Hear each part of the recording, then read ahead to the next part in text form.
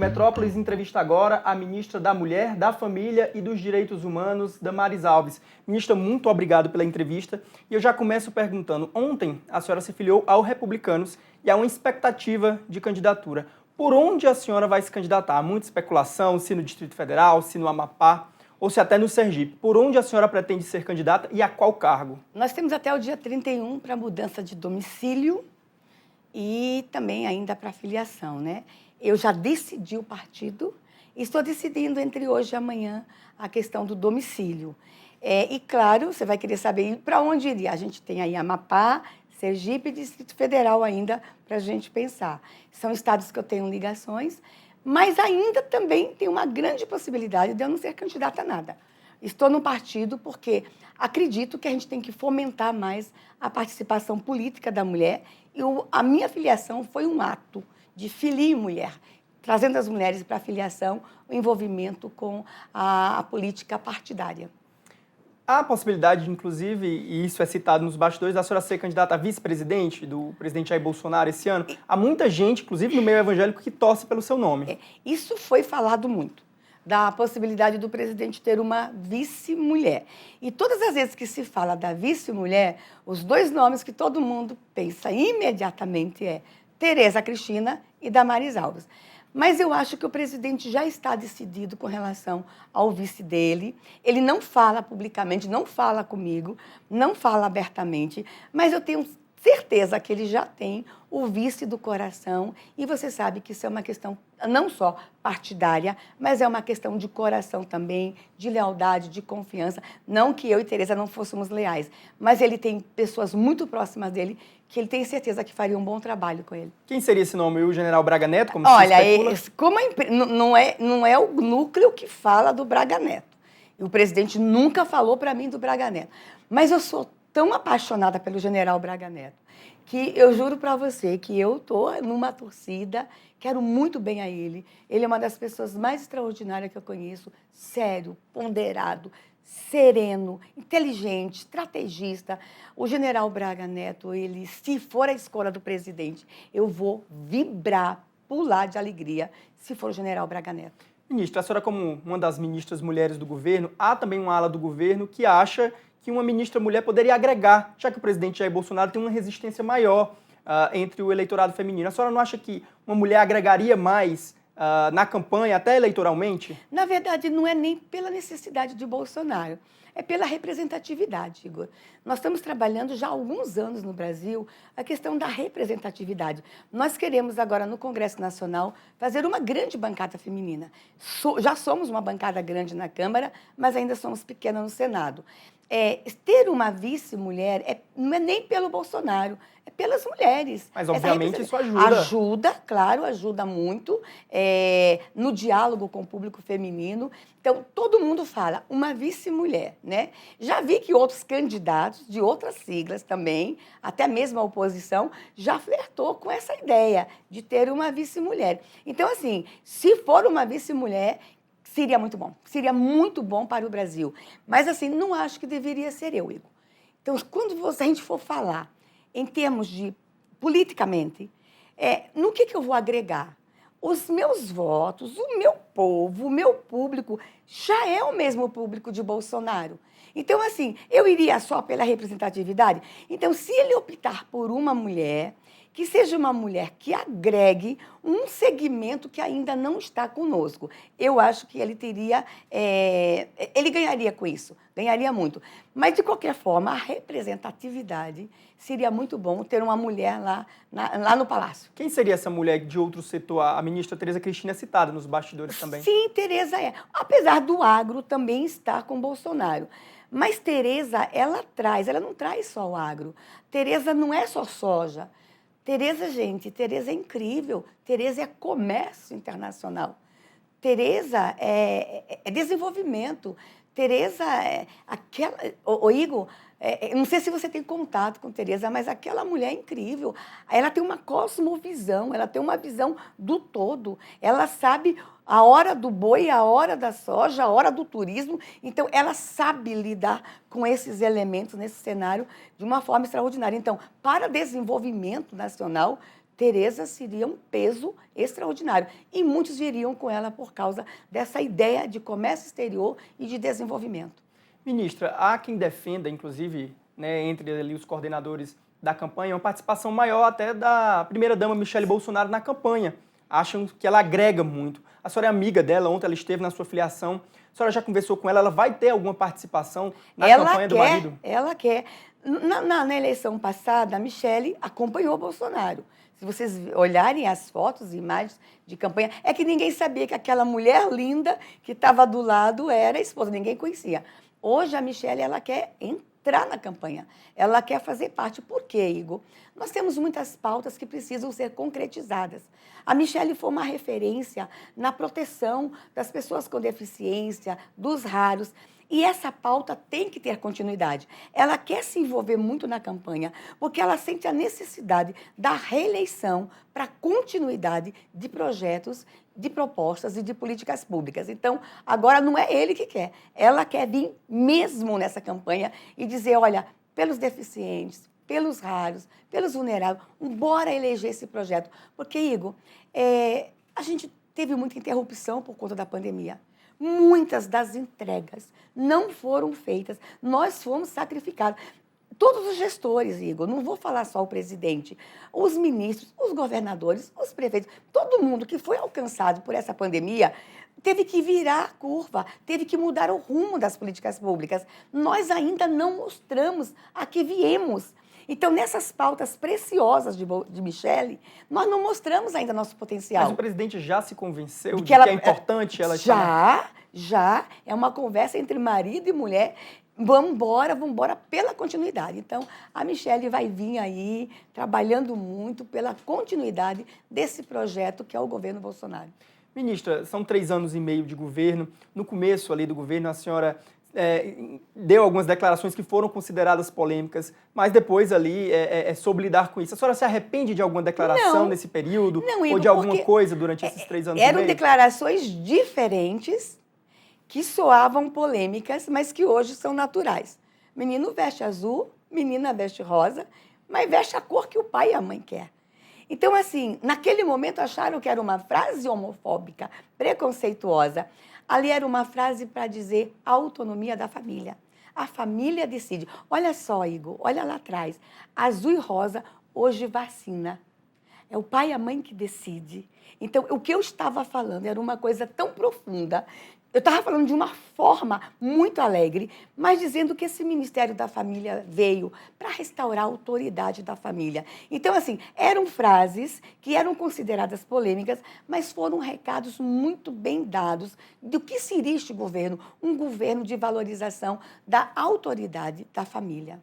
Ministra, no eventual segundo governo, na eventual vitória do presidente Jair Bolsonaro, a senhora gostaria de continuar como ministra da Mulher, da Família e dos Direitos Humanos ou gostaria de ocupar, de repente, outro cargo? Eu gostaria muito de ser presidente da FUNAI. Tá? E eu tenho conversado com todo mundo, falado sobre isso. Por quê?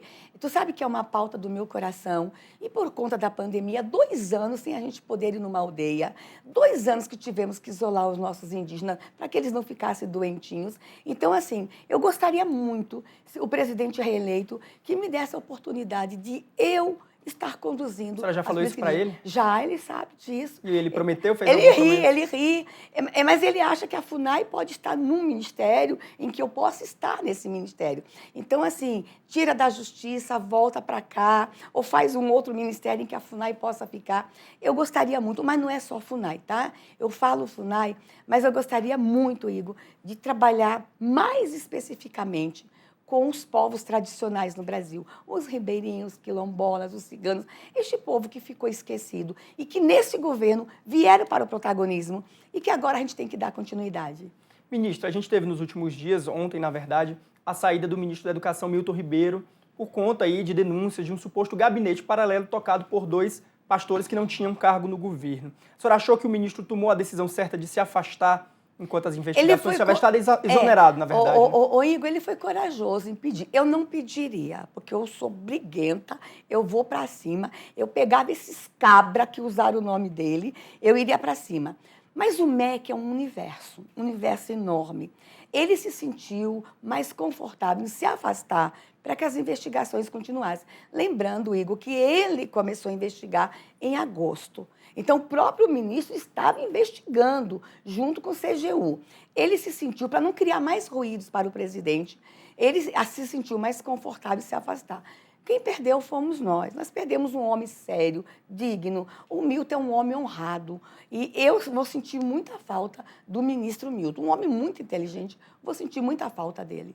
Ministra, mas houve, inclusive, uma pressão de setores da religião evangélica pela saída do ministro Milton, que se sentiram incomodados com toda essa denúncia. A senhora também representa um setor evangélico, tem conversado. Por que houve esse incômodo todo? Foi porque, de repente, como alguns dizem, pode ter maculado a imagem de todos, né? Todos pagaram por um só? Igor, essa questão da pressão, eu soube dela na imprensa. E ninguém conversou comigo. Alguns publicamente falaram com o pastor Marcos Feliciano, Sócrates Cavalcante. Lendo ali, né? Ninguém conversou comigo, certo? Na verdade, talvez eles tenham pedido para trazer clareza ao processo. Não porque eles duvidem de Milton, mas para trazer clareza. Sai, Milton, para você não ficar como pastor, para mostrar que nós não somos isso. Que esses dois caras são falsos pastores, Igor. Se esses homens fizeram realmente o que está escrito e ficar comprovado, eu quero estar na porta da delegacia na hora da prisão deles. Mas há um áudio do ministro que foi divulgado pelo jornal Folha de São Paulo, no qual ele diz que os pastores tinham essa autonomia por um pedido do presidente Jair Bolsonaro. Ô, Igor, peraí. Quando os ciganos chegam no meu ministério, eu falo para o cigano, presidente mandou cuidar de vocês. Vocês mandam aqui. Quando o índio chega lá, eu falo a mesma coisa. Quando o marisqueira... Porque qual foi a ordem do presidente? Atendam o segmento. Se for só aquele áudio, acabou, gente. Ele está dizendo, nós estamos prestigiando vocês, a ordem é cuidar de vocês. Mas aquele áudio não prova nada. A minha preocupação é esse homem que diz que saiu andando cobrando propina. O áudio do Milton, não. Você vai encontrar áudio que eu estou dizendo para a criança. Presidente mandou fazer tudo para vocês. As crianças que mandam aqui. É uma forma da gente se dirigir ao nosso público, ao nosso segmento. Vocês mandam, estamos aqui para servir vocês. Agora, este homem sair pedindo propina, aí sim, aí é grave, mas contra o homem que abusou da confiança do ministro Milton. Ministro, houve também um episódio, e isso parece que causou um certo incômodo até maior entre os evangélicos, que foi a distribuição de Bíblias com imagem do ministro e desses dois pastores. Isso, de repente, não vai de encontro ali até a própria fé evangélica, você ter uma imagem atribuída a um símbolo sagrado, que é a Bíblia? Olha, veja só. Uma imagem pessoal? Eu não sei se você já viu as edições comemorativas de Bíblias, tá? Por exemplo, a Igreja Assembleia de Deus faz 50 anos. Ela manda pegar a Bíblia e na capa antes fala: essa edição é em homenagem aos 50 anos, põe a foto da igreja e dá de presente para os irmãos. Da igreja, não? Mas eu já vi, por exemplo, instituições que fazem a Bíblia e colocam, a sociedade bíblica, as imprensas deixam, porque a Bíblia é um livro aberto, né? A primeira capa, homenagem a uma instituição. Eu não gostaria de uma foto minha na capa, mas eu creio que quem fez quis homenagear um pastor. Eu não sei em que momento isso foi combinado, de que forma, mas não é incomum, Igor. Por exemplo, eu tenho pelo menos, Igor, 200 Bíblias. Cada edição comemorativa, as pessoas me mandam uma de presente. Mas com fotos delas? Com fotos da igreja. Não, da igreja é uma coisa. Com fotos do pastor. Eles fazem a foto do pastor presidente da igreja. Tem muitas edições comemorativas.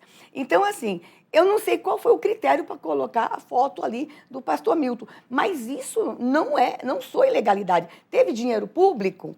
Teve verba pública? Então, eles quiseram homenagear um pastor com uma foto ali naquela parte de celebração. Está sendo muito comum fazer edições comemorativas, tá? A senhora conhece um dos pastores, inclusive nas redes sociais dele, tem até vídeos da senhora desejando feliz aniversário para ele. A senhora já conhecia essa trajetória dele? Qual deles? O pastor, acho que Gilson. Não é Gilson, é Gilmar. Gilmar. O Gilmar. Pastor Gilmar, eu não conhecia ele antes. Ele é aqui de Goiás, ele tem um grande público, um público muito grande. Quando eu assumi, ele foi ao meu gabinete, ele esteve comigo 2 vezes, pastor Gilmar. Primeiro, para orar por mim.